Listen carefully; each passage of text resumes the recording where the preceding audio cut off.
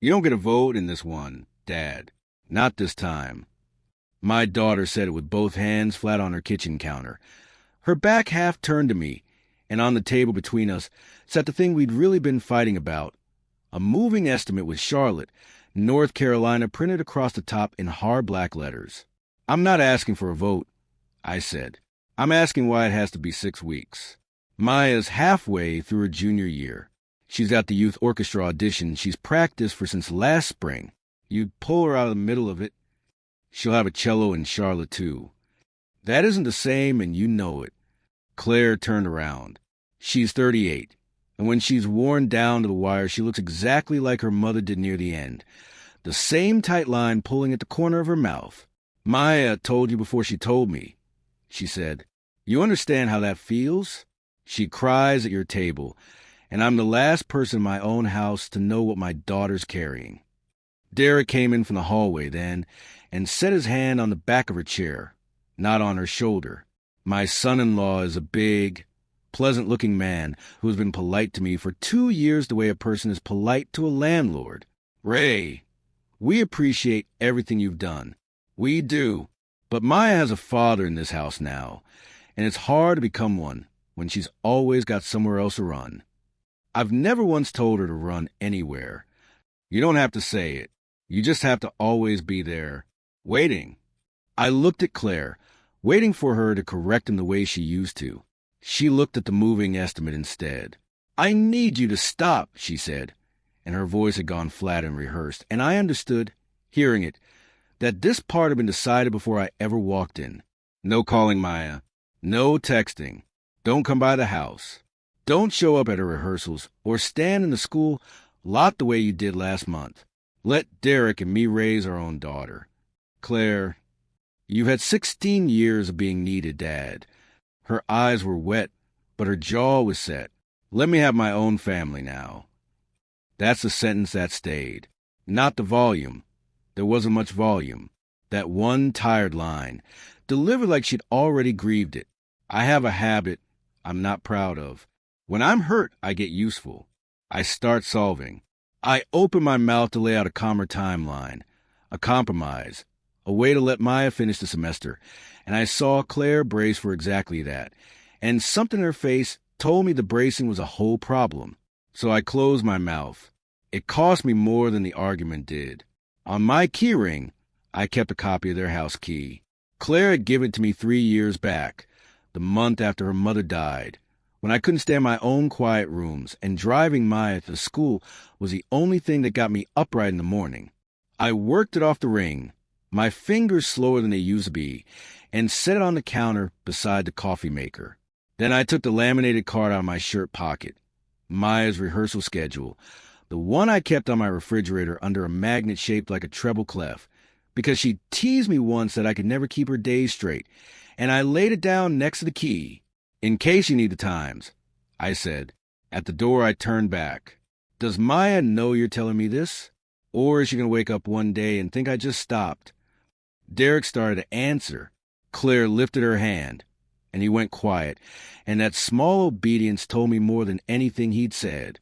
We'll handle Maya, she said. I drove home with the passenger seat empty, the way it had sat empty every afternoon at 3:15 for 3 years. Except this time it felt like something that had been done on purpose, and I didn't yet know by whom. I kept the boundary.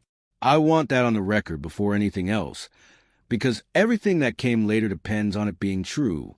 For 9 days I didn't call, didn't text, didn't drive past Millbrook High at dismissal, though I confess I planned 3 different errands that would have taken me past it and canceled all 3. On the 10th day, I let myself do the one thing I decided in advance was fair. A single message to Claire, not to Maya. I wrote it 4 times before I sent it. I'm respecting what you asked. I won't contact Maya. I only want her to know, whenever the time is right, that stepping back was your decision, and not me choosing to disappear on her. I love you both. When you're ready, I'm here. The word appeared under it within the hour. Read. No reply came. Not that night, not the next day. I told myself a reply was half-typed in a drafts folder somewhere. I know now that message was read in that house by more than one person, and that the silence after it wasn't empty. It was being managed. I like to say I was blameless going in. I wasn't. Back in the summer, on a Friday when I had driven Maya to 2 rehearsals and a dentist across town, I said something to Claire I regretted the second it left me. Tired, a little sharp. I can't be the built-in ride forever, honey. I meant I was 66 and my knees hurt. I did not mean I was done, but it was a real sentence I really said, and it was sitting in my daughter's memory like a splinter, and I'd find out later that someone knew exactly how to press on it. The small things started not adding up in October. Maya's birthday is the 3rd of November. I mailed her card the last week of the month. No money, no bribe, just a long rambling note I've always written her, a grandfather saying he was proud. On the 8th, it came back to my mailbox. Return to sender. The crossing out wasn't in Maya's hand, and it wasn't in Claire's. It was heavy and square, and it had pressed hard enough to tear the envelope. Then there was the calendar. For 3 years, Claire and I had shared one of those online family calendars. Rehearsals, orthodontist appointments, the way games where Maya played in the pep band.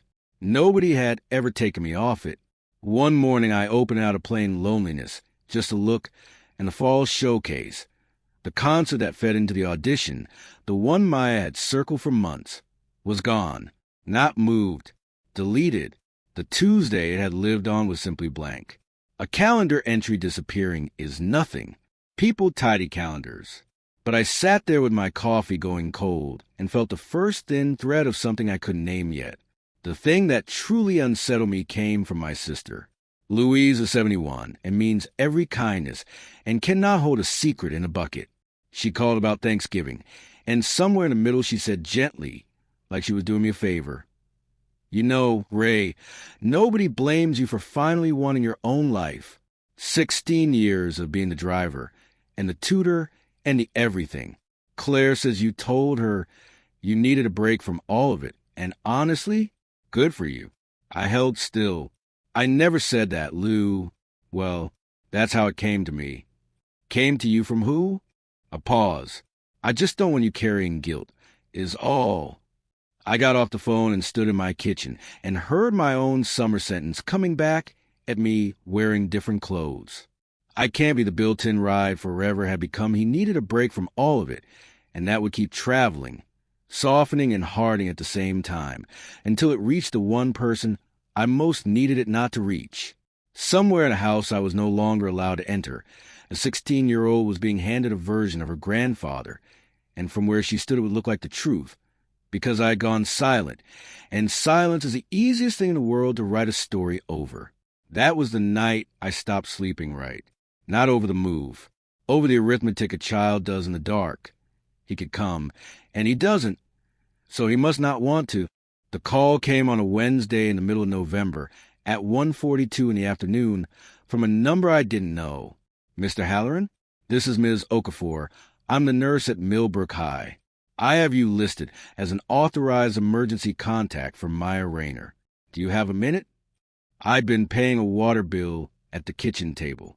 I stood up so fast the chair went over behind me. "Is she all right? What happened?" "She's going to be fine. I want to leave with that," the nurse said, in the even voice of someone who has made this call many times. Maya had what looks like a panic attack in her 5th period class. She started hyperventilating, got very lightheaded, and we brought her down to my office. She's sitting up now, breathing normally. She's had some water. There's no injury, but policy is that a student in this state gets released to a parent or guardian, and I haven't been able to reach either parent. Both numbers are going to voicemail. You're the next name on the card. I'll come right now. And then I made myself slow down because I'd promised myself I would not walk blindly through a boundary. "Ms. Okafor, I have to tell you something so you can decide what's right. A few weeks ago, Maya's mother asked me not to have contact with her. I don't know everything that's changed since. If you'd rather keep trying the parents, I understand. I don't want to cause Maya a problem." There was a short silence, and I've been grateful for it ever since, because of what she did with it. She didn't ask me one question about the family. She stayed inside her job. "You're listed as an active, authorized contact, Mr. Halloran. Right now the parents aren't reachable, and that listing stands. I'll keep trying them. If you're willing to come, you can sign her out, and I'll document that I released her to the authorized contact on file. If a parent calls me back before you get here, that changes things, and I'll tell you. Does that sound fair? That's fair. I'm leaving now. Drive carefully. She's okay. She's just shaken. I don't remember the drive. I remember the front office, the visitor sticker peeling off my thumb, the smell of floor wax and cafeteria bread that every school on earth seems to share. I remember a clipboard and a pen chained to it. And I remember the door to the nurse's office opening, and Maya looking up. She's 16, and she looks so much like Claire at that age that it takes the wind out of me every time. She had her knees pulled up on the vinyl cot and a paper cup gripped in both hands. And when she saw me, her whole face moved through about 4 things in 2 seconds. Relief, then confusion, then a flat, guarded teenage nothing pulled down over the top like a shade. "They called you," she said. "You're on my list, kiddo. I've been on yours for 3 years. Nobody took me off it." I kept my voice easy, because the nurse was right there, and I was not going to make this a scene she'd have to write up. "How are you feeling?" "Stupid." She wiped her nose with the back of her hand. "It's not a big deal. I just couldn't breathe. It's happened before." Before. That word landed in me like a swallowed stone. Nobody had told me before. The nurse walked me through the practical part and nothing beyond it. She'd keep trying Claire and Derek. Maya should rest. The family should follow up with their doctor. And the school recommended the parents update the emergency card and, if these episodes kept happening, talk to the counselor. She handed me a photocopied sheet about panic attacks, like it was a prescription. She never once guessed out loud why a 16-year-old might be having them. That wasn't hers to say, and she didn't say it. While the nurse stepped out to try the parents one more time, Maya and I sat in that little office with its poster about hydration and its jar of cotton balls, and neither of us said much. She picked at the cuff of her sleeve. Her hands had stopped shaking, but her breathing still caught every few seconds, the way it does after you cried without meaning to. I didn't reach for her. 3 years of driving her to school had taught me she hated being touched when she was embarrassed, and I wasn't going to throw that knowledge away just because I'd miss a month of her life. So I did the only thing I trusted. I sat close enough that she'd know I was there, and far enough that she could pretend I wasn't, and I waited, and after a while her shoulders came down an inch. It was the first thing I'd gotten right in weeks. Because the nurse cleared it, and because the parents still hadn't called, and because my house was 4 minutes away, I drove Maya there to wait. For the first few minutes, she just watched the town go by out the window. Then, in a small voice that didn't match the tough front she'd been holding, she asked a question that split the whole thing open. "Why'd you even come?" "Because you needed somebody. That's the only reason there ever has to be." She turned and looked at me, and it wasn't gratitude in her face. It was something raw and furious. 16 years old and certain had been thrown away. "Then why'd you text me you were done?" Her voice cracked straight down the middle. "You said, 'Maya, I can't keep doing this. I need my own space. Stop messaging me.' You typed my name, Grandpa. I read it like 4 times. So don't sit here acting like you came running." I kept my eyes on the road because I did not trust my face, and I said the only true thing I had. "Maya, I never sent you that. Not one word of it." Everything in me wanted to grab her phone. I want to be honest about that. I wanted to snatch it and scroll and find the thing and hold up as proof. But it was her phone and she was shaking. So I pulled into my driveway, shut off the engine, and said, "Will you show me?" "Only if you want to." "You don't have to." She wanted to. That's the part people forget about teenagers. They are starving for one adult who'll just look at the evidence before deciding who's guilty. What she pulled up wasn't a live message thread. It was a screenshot, a picture, gone slightly soft the way things do when they've been passed from one phone to another. A gray bubble with a label typed above it. Grandpa Ray. The words read, "Maya, I can't keep doing this. I need my own space now. Please stop messaging me." I read it 3 times. And then I saw the thing a younger, angrier man might have been too busy being furious to notice. "Honey, Where's the rest of it? A real text has a timestamp. It's got the bubbles before it and after it. This is cut off at the top and cut off at the bottom. Somebody took a picture of a piece of something. She frowned like she was seeing it for the first time. Mom showed it to me. She said you sent it to her because you didn't have the guts to say it to my face. And there it was, not sent to Maya at all, handed to her. Here's what I did have, because it was legitimately mine, my own phone, my own history. I opened my thread with Claire, scrolled to the week after the kitchen, and turned the screen so Maya could read the actual words I'd actually written. Stepping back was your decision, and not me choosing to disappear on her. I love you both. Maya read it. Read it again. That's not what it said. No, it isn't. I watched her try to fit the two things together and fail, and I watched the kind of vertigo take her. Because when you're 16, the ground is supposed to be the adults, and hers are just tilted under her feet. So who wrote the other one? She whispered. I don't know yet, I said, and I meant it. And I'm not going to stand in my driveway and guess out loud about your mother, because guessing out loud is a big part of what got this family here. That was me catching myself. My whole life I've done the same move. Gather the facts, name the culprit, hand down the verdict. I'd done it to Claire since she was small. This time I sat on my hands. Maya scrolled a little further, on her own, and turned the phone back to me. That's the other thing, she said. Your number. It says blocked. I didn't block you. I wouldn't. She stared at it like it might rearrange itself if she looked hard enough. Derek set my phone up in the fall. 4 grades, he said. Screen time. Here's a password. She said it flatly, not accusing anyone, just laying down a fact she'd been carrying without understanding what it weighed. I made myself not say the name that rose up in me. I'd promised myself in the driveway that I wouldn't build the case out loud in front of her, and here was the first real test of that promise. Okay, was all I said. Thank you for showing me. That took guts. She shrugged like it was nothing. But she sat up a little straighter, and I understood she'd spent a month waiting for one adult to believe her, without making her prove it twice. Claire's car came up the driveway 40 minutes later, fast and hard. The school had finally reached her. She came to my front door without knocking. She still had her key. Of course she did. And the first words out of her weren't, "Is Maya okay?"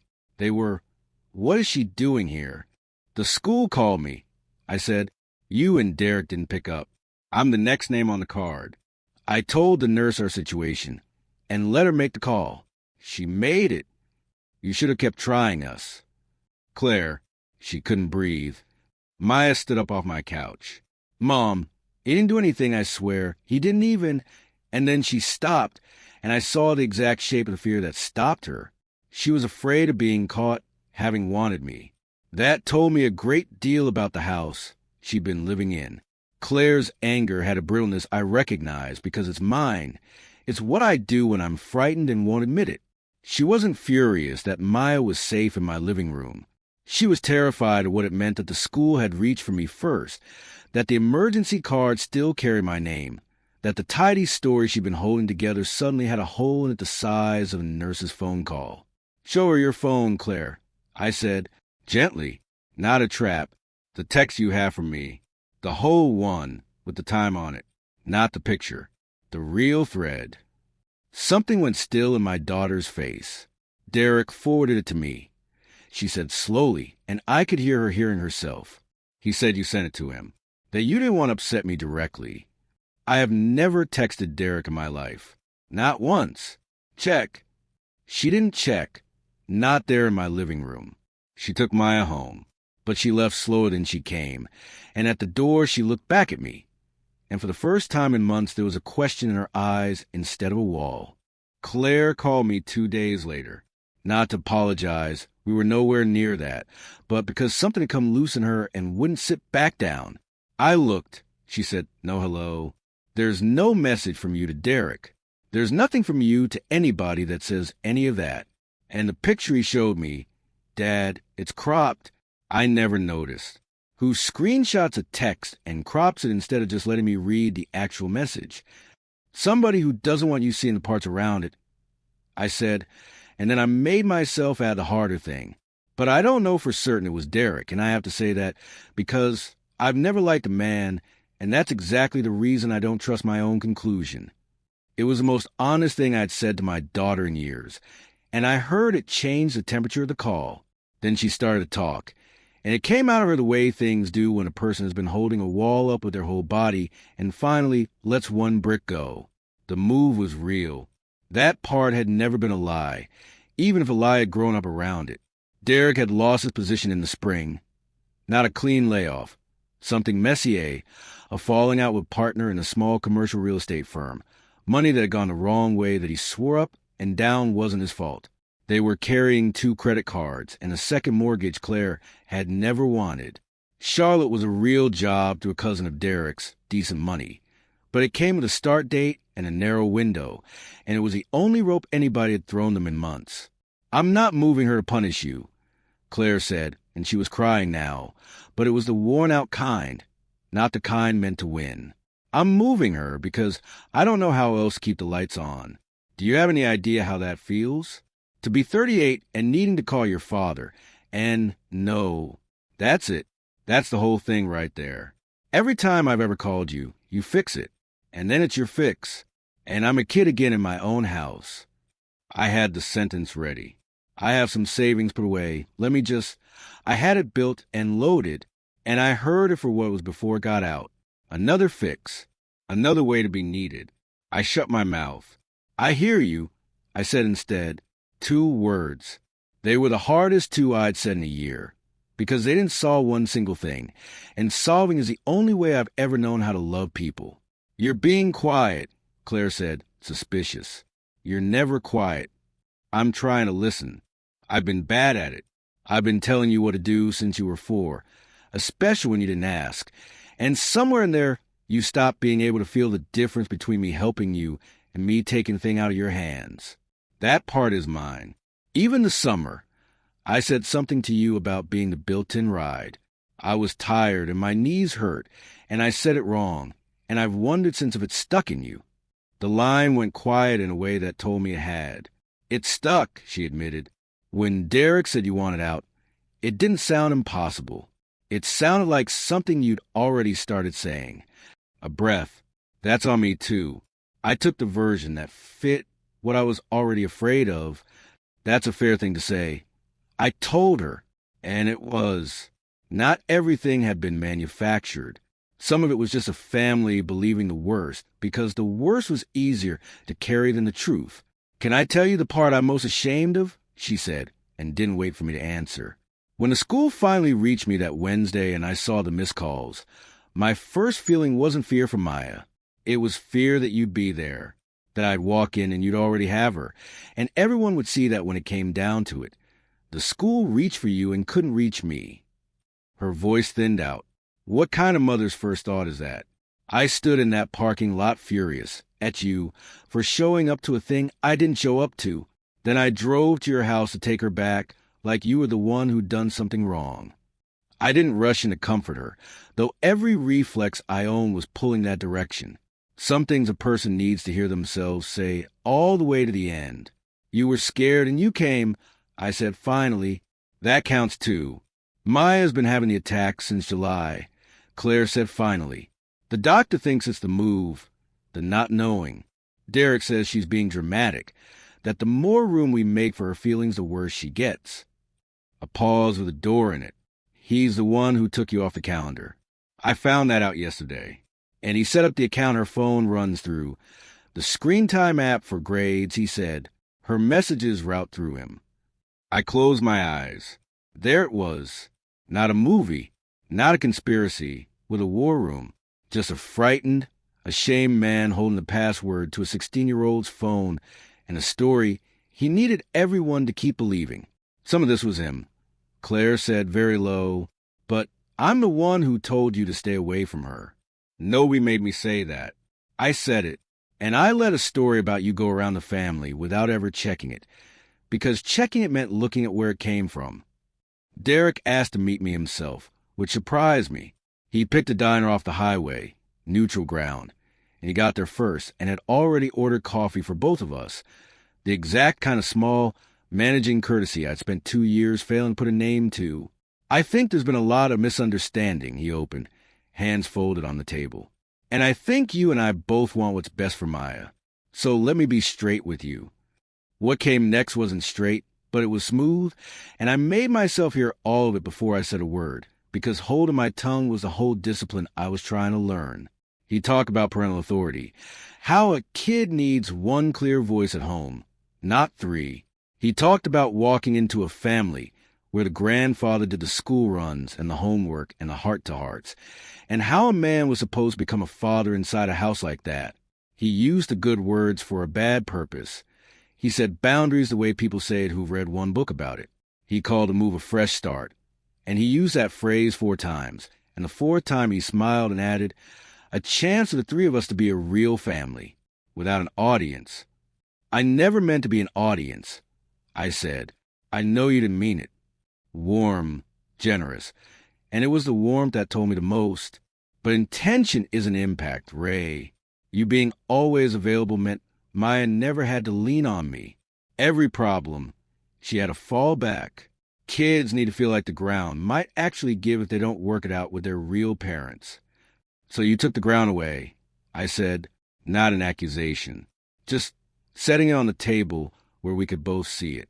His jaw tightened, barely. I set a boundary. Did you write a text with my name over it?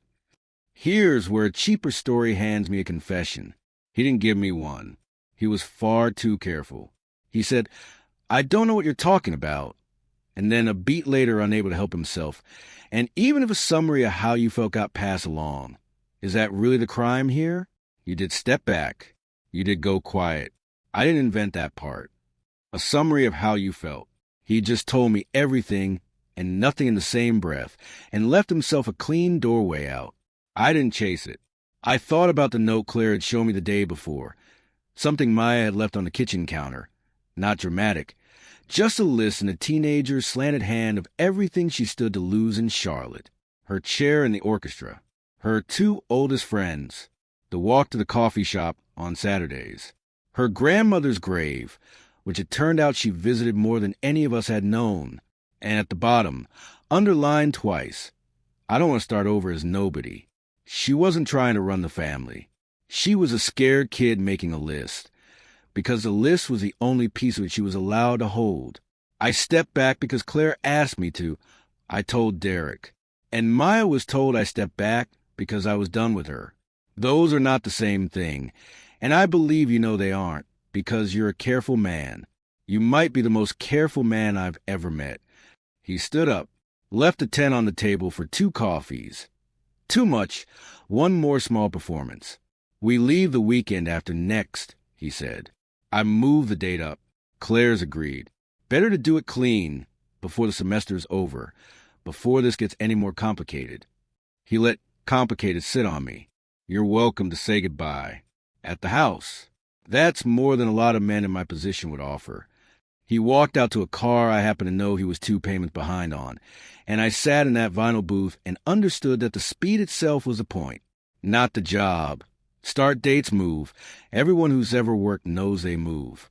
The speed was about getting everyone 500 miles off, into a city where Louise's phone calls couldn't reach the dinner table, and Maya would know no one, and would have to lean, at last, on the only 2 adults left in the room.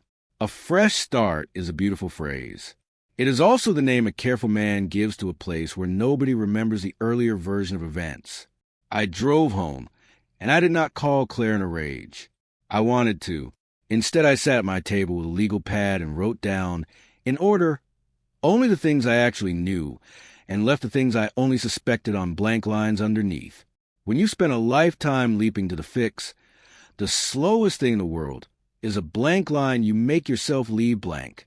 My oldest friend is a man named Sam Delaney, who taught high school history for 30 years and coached a losing baseball team with real dignity, and has been talking me down off my own worst instincts since we were 19. I brought him the legal pad. We sat on his back porch with a space heater ticking between us, and he read the whole thing through twice, slow, the way he reads everything. What do you want to do? He said. Not what should you. What do you want? He knows me. I want to drive over there, put Maya in my car, and not give her back until somebody tells the truth. Right. And after we rule that out, because you're not a fool, I laughed. It was the first time in weeks the knot behind my ribs loosened a notch. I don't know, Sam. I keep looking for the version where I win, where I prove it, and she's mine again and he's a villain on paper. He handed the pad back. You keep saying win. That girl doesn't need you to win. She needs you to still be standing there, being the same boring, reliable man after all the winning and losing is done. That's the whole job now. He tapped the top page. So you don't take her. You don't record anybody in secret. You don't hire a lawyer to blow the house up. Not because you couldn't, but because the day you do, you become the war, and then she has to live inside a war. So I do nothing. You do the opposite of nothing. He leaned forward. You get clear on your lines, and you say them out loud in daylight to every person at once. You make it impossible for anybody to keep running two different versions of you, because there'll only be one, and you'll tell exactly the same to Claire, to Maya, to Derek, to your sister. A cropped screenshot only works in the dark. Turn the lights on, and it's got nothing to hold. That was the thing I'd been missing. Not evidence, not leverage. One true account of myself, told once and identically.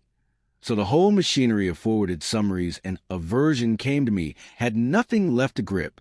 He made me do one plain thing, and it wasn't heroic. Keep writing it down, he said. Not for a courtroom. So that a year from now, when you've talked yourself into believing you were either a saint or a monster, there's an honest record of what actually happened with the dates. So I kept the pad going. The morning in the kitchen, the card that came back torn. The Tuesday the showcase vanished. The call at 1:42. The screenshot Maya showed me her own free will. Not a case file. A memory that couldn't be quietly rewritten by whoever happened to be telling the story last.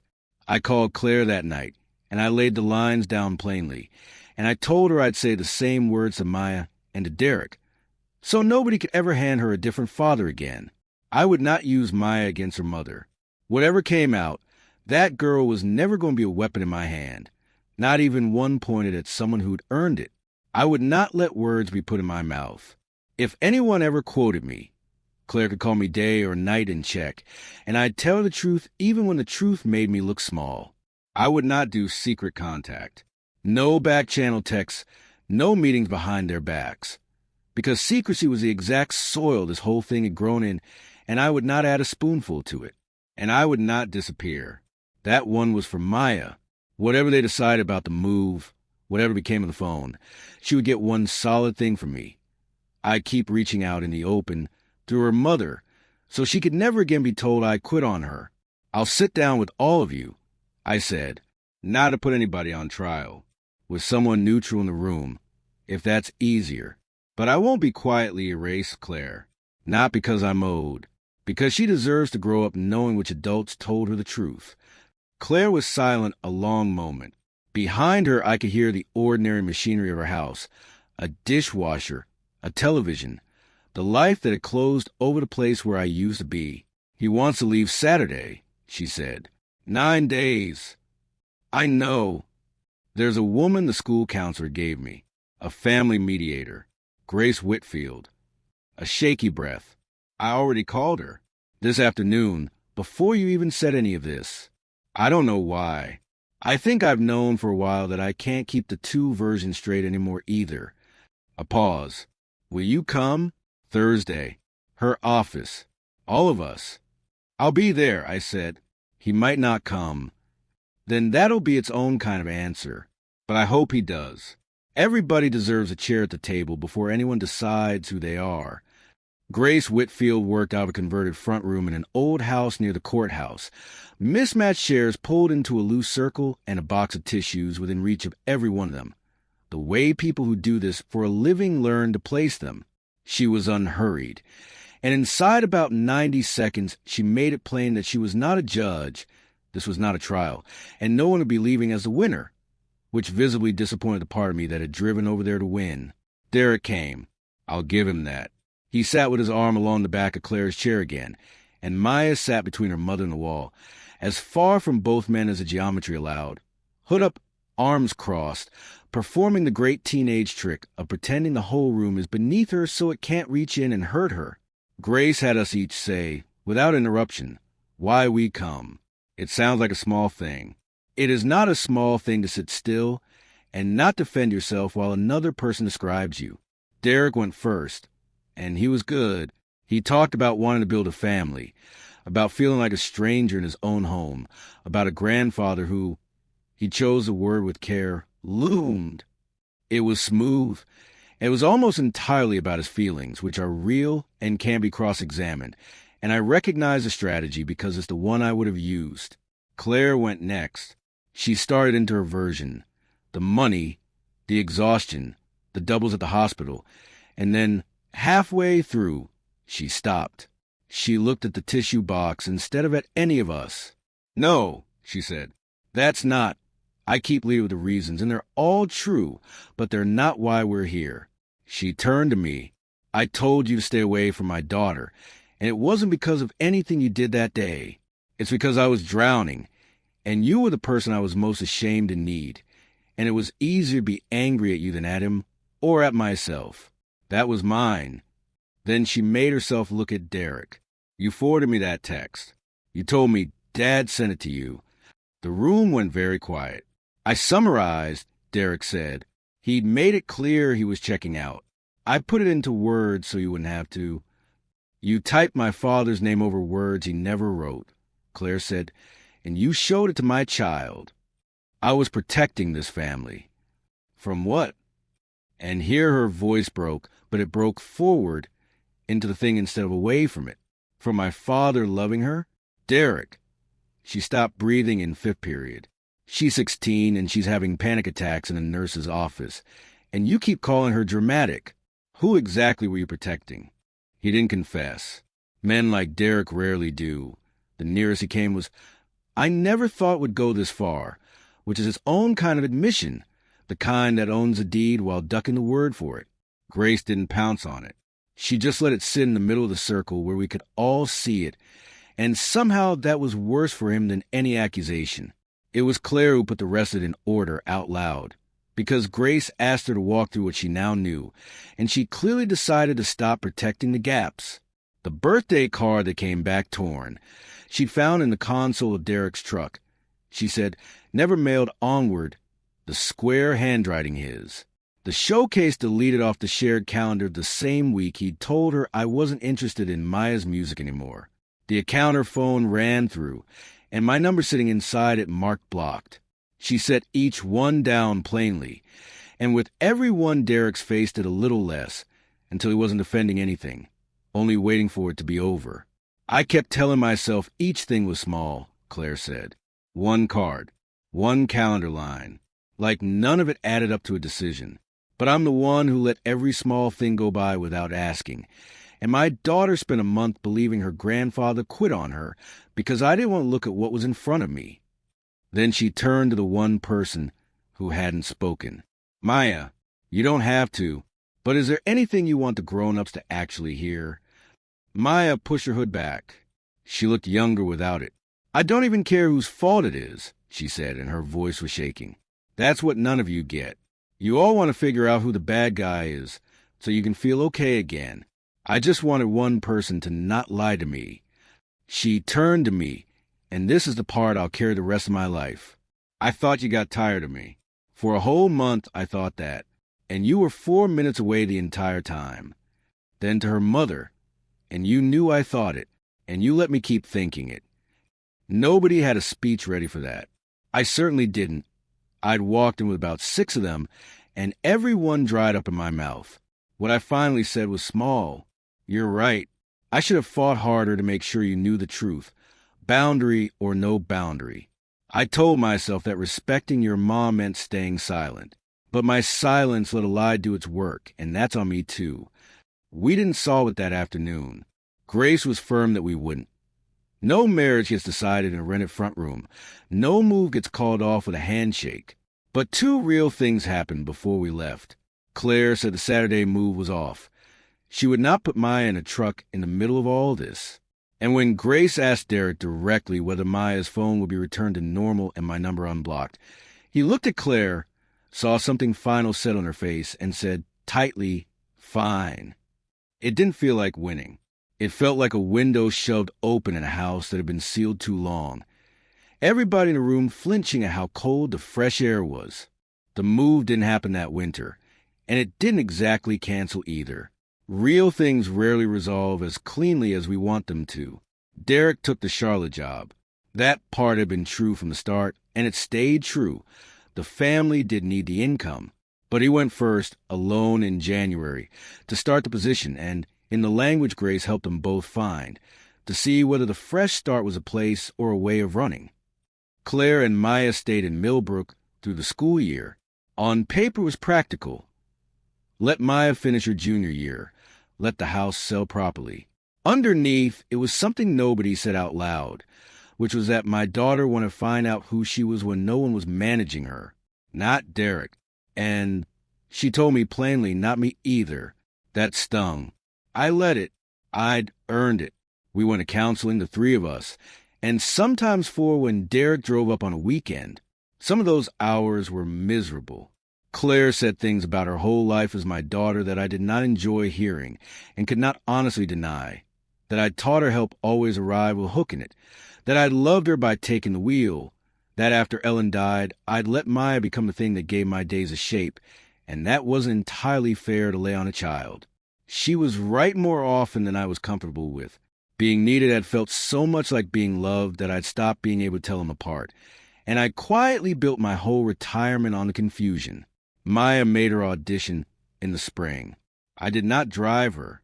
That was the new shape of things, and it was the right shape, even though every bone in my body wanted the old one back.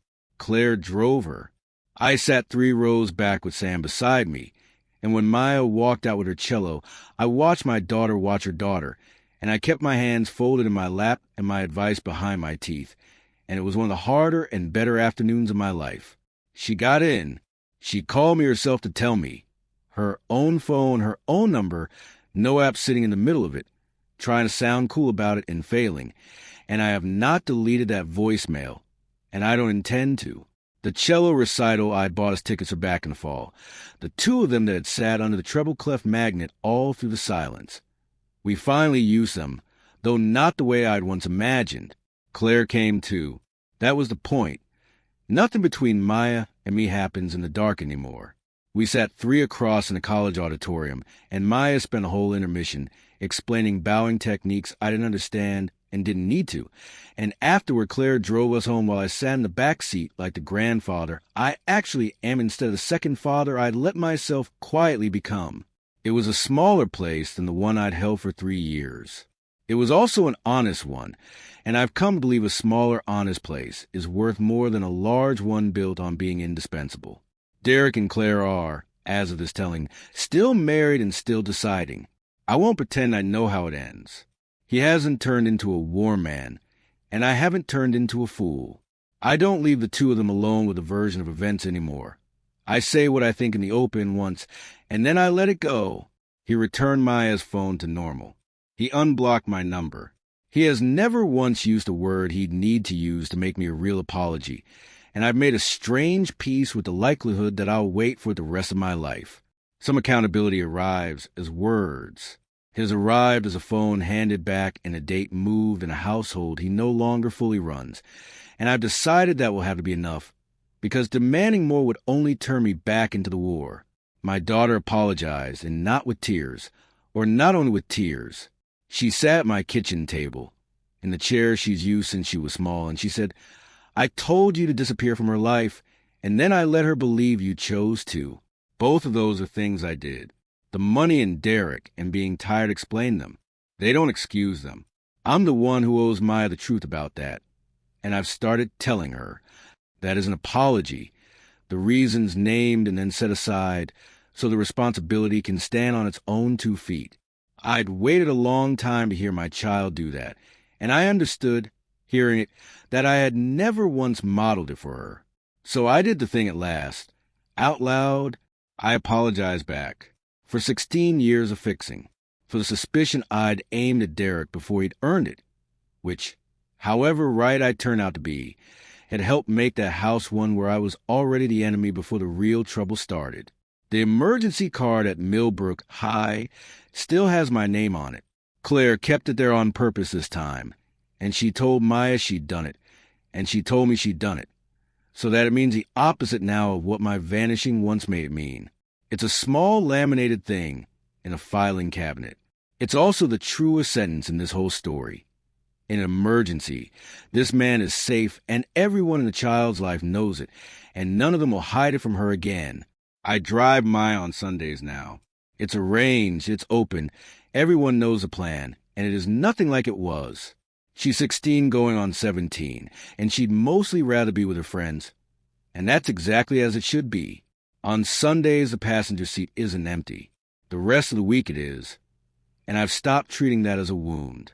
Because here is the thing it took me 66 years, and nearly losing her to learn. Distance is not the same as abandonment. One is done in the open, with the door left standing wide, and the other is done in silence and lets a lie sit down in your empty chair. Authority is not the same as control. One makes room for a child's real feelings, and the other manages them like a problem. Being involved is not the same as interfering. The line is whether you're holding the wheel or holding the door. And forgiveness is not the same as restored trust. I have given the first freely, and I am letting the second come back slowly, the only way it ever really does, one ordinary Sunday at a time. I step back. I did not disappear. And the girl in the passenger seat on Sunday afternoons knows, now, which one it was,